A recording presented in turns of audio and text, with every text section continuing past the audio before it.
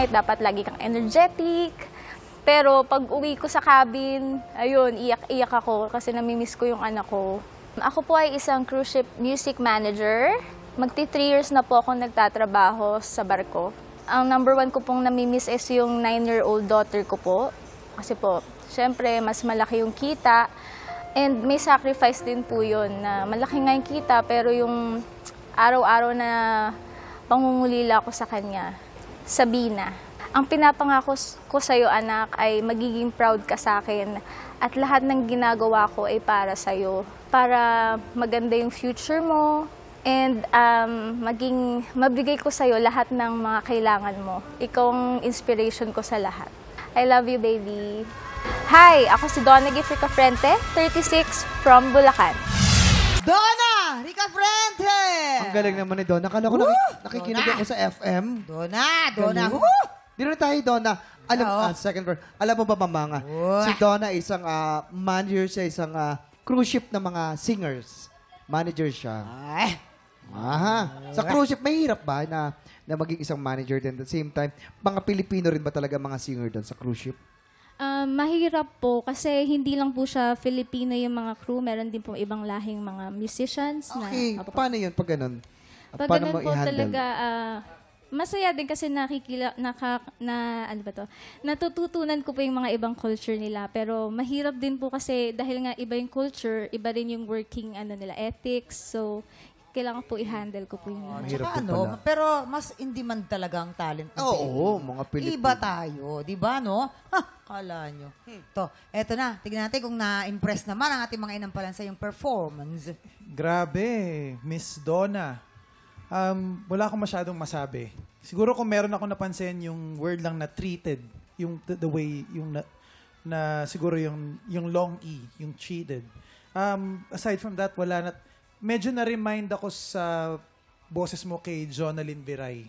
May konting similarity. Yung birit pero hindi maingay pakinggan. Halatang abot mo yung song, halatang mastered mo yung piyesa na yan. Kung ikaw yung makakalusot, sobrang exciting ang bakbakan nyo mamaya. Kung ikaw ang makakalusot. Donna, ngayon lang ako, sa tagal ng sa dami ng mga contestants namin. So far, ngayon pa lang ako nakarinig ng pinong falsetto na pumupunta siya sa taas tapos nahahatid mo siya sa baba nang hindi masyadong komplikado. Yung quality na yan, bihira. Yung falsetto na yan, bihira. Sorry, pero meron pa rin akong narinig dun sa last stanza. Parts na kailangan mong ma-eksakto. Yung couldn't see, at then I was so blind. Yon, yung part na yon. Thank you po. Very minimal lang naman pala. Ako nang bahala sa iyo dyan. Eto na. Alamin na natin kung ilang stars ang maiuwi mo mula sa ating mga inampalan. Donna, ito ang stars ko for you.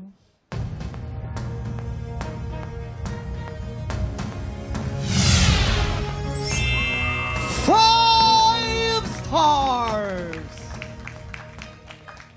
Donna, ang stars na binigay ko sa iyo ay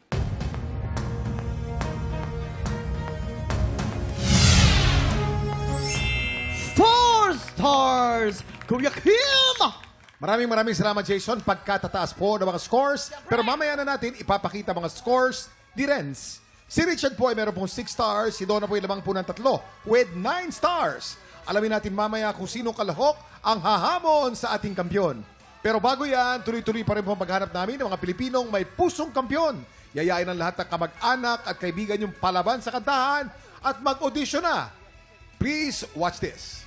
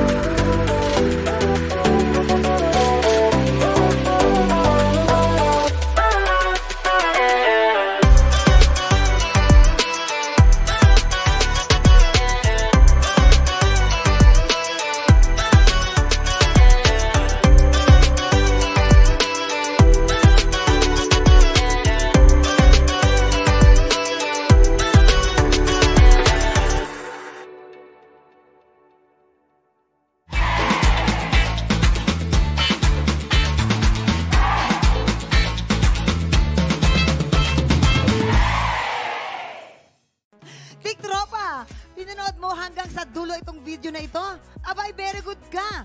For more happy time, watch more TikTok Lock videos on our official social media pages and subscribe to GMA Network official YouTube channel.